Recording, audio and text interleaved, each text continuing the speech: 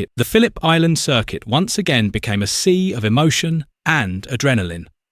Marc Márquez exploded in anger after witnessing his younger brother, Álex Márquez, being overtaken by Marco Bezzecchi at the last second. The shocking finale not only stunned the crowd, but also shook the Ducati paddock when Francesco Bagnaia crashed dramatically near the finish line. Could this be the beginning of a major rift within the Ducati camp? Let's find out. Phillip Island witnessed one of the craziest and most emotional races in modern MotoGP history. Amidst the strong Australian winds and drastically dropping track temperature at the end of the race, everything changed in seconds. Drama, emotion, and adrenaline combined in a high-stakes battle on a circuit that always delivers surprises. The winner wasn't one of the big names, but rather Raúl Fernandez, the young Trackhouse Aprilia rider who displayed incredible composure and precision amid the chaos of the final laps. With his smooth, yet controlled riding style, Fernandez was able to maintain his rhythm and capitalise on every mistake his opponents made on an increasingly slippery track due to the cold, unforgiving southerly wind. Fabio Di Giannantonio put in a brilliant performance behind him, fighting tooth and nail to finish second by a barely perceptible margin at the finish line. However, the most shocking moment came from Marco Bezzecchi, who rode like a wounded lion in the final 2 laps. He brutally stole third place after overtaking Álex Márquez at the final corner with a crazy manoeuvre that had the entire grandstand on their feet screaming. The atmosphere in the paddock heated up immediately. The crew jumped for joy while Marc Márquez's anger was clearly visible as he watched his younger brother get overtaken so dramatically in the final corner. Phillip Island once again proved that nothing is certain in MotoGP until the checkered flag flies. The final lap turned into a heart-stopping moment filled with tension, adrenaline, and emotion. Álex Márquez, who had tenaciously held on to third place throughout the race, appeared to be on his way to the finish line safely. He rode steadily, controlled his pace, and kept a safe distance from the threat behind him. But who would have thought that Marco Bezzecchi had one more trick up his sleeve? With the instincts of a true podium chaser, Bezzecchi astutely read the situation. Taking advantage of the slipstream and limited space at the legendary Lukey Heights corner, he forced his bike around the inside. It was a manoeuvre so risky that some commentators called it a stunt only Bezzecchi could pull off. Tyre smoke was visible, and both bikes swayed violently, yet Bezzecchi maintained superb control.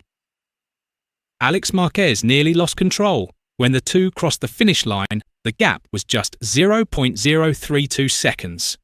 The crowd in the stands erupted in cheers while cameras panned to Marc Márquez's face in the Ducati garage. He had a look of frustration mixed with anger before finally slamming his fist on the table. "That was a disrespectful manoeuvre," Marc shouted in the paddock, according to a report from DAZN Spain. He was visibly furious, even refusing to shake Bezzecchi's hand after the race. Tensions between the two camps, one Italian and the other Spanish, boiled over. The heated finale is now the talk of the paddock, adding spice to the increasingly fierce competition in the second half of the 2025 MotoGP season. However, the biggest drama came from Francesco Bagnaia. The reigning Ducati world champion fought hard for fourth place, trying to pressure Fabio Di Giannantonio on the final lap. However, at the sharp southern loop corner, Bagnaia lost front grip and crashed hard. His Mercedes GP25 slid into the gravel while he screamed in frustration upon hitting the ground. This crash eliminated any chance of a podium finish and destroyed Ducati's hopes of gaining crucial points in the constructors' standings. In the paddock, Gigi Dall'Igna appeared furious. Cameras captured the solemn expression of the Ducati technical director as he walked briskly to the garage, ignoring the media's questions. According to several sources, Gigi immediately called an emergency meeting with the technical team and blamed a tyre setup error and overly aggressive pressure on the final lap. "We can't continue like this," he said firmly in a brief interview. "Mistakes like this ruin the hard work of the entire team. Pecco is an extraordinary rider, but we have to be more disciplined in our risk-taking." The crash in Australia further deepened the long simmering tension between Pecco Bagnaia and the factory Ducati team. In a brief interview with Sky Sport Italia, Bagnaia seemed downcast. His words were few but powerful.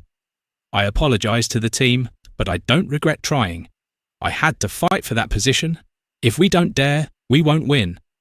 It was a firm statement that also hinted at the growing emotional distance between the rider and his team. According to La Gazzetta dello Sport, sources within Ducati revealed that the relationship between Bagnaia and Gigi Dall'Igna has been strained since the Japanese Grand Prix.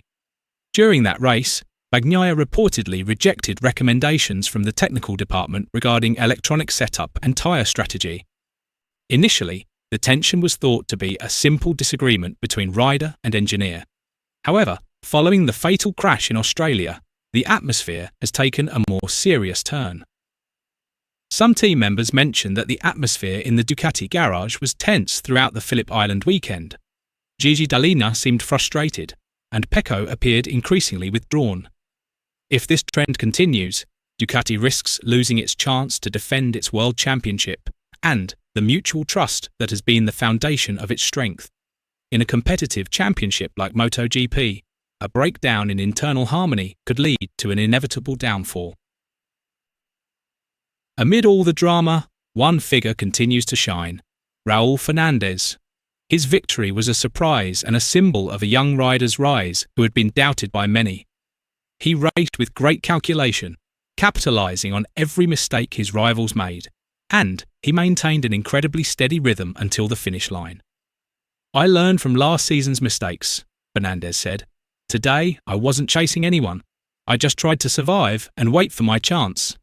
And finally, it came. The Trackhouse Aprilia team was in a state of euphoria. Trackhouse CEO Justin Marks said, "Raúl proved that we're not just a satellite team. We came to win. This is just the beginning." MotoGP legend and VR46 team boss Valentino Rossi made a sharp and emotional comment after two of his protégés, Fabio Di Giannantonio and Marco Bezzecchi, finished on the podium in the dramatic race at Phillip Island. "I know Bezzecchi was reckless, but if you want to be on the podium at Phillip Island, you have to be a little crazy," Rossi said with a laugh and a hint of pride. "Races like this remind me of my old days. Risk is part of the game. Those who don't dare will never win." Rossi emphasised that although his team hasn't broken into the world title race yet, the VR46 riders' fighting spirit and courage are a testament to the character he instilled when he founded the team. VR46 may not be world champions yet, but they have a big heart and guts. Today, the world saw that, he emphasised. Rossi's comments immediately sparked a heated debate on social media. Some fans praised VR46's aggressive mentality and philosophy, which rekindles the true spirit of racing. The drama, emotion and rivalry at Phillip Island shook the entire MotoGP world. Was Fernandez's victory a fluke, or the beginning of a new era for Trackhouse Aprilia? Let us know your thoughts below.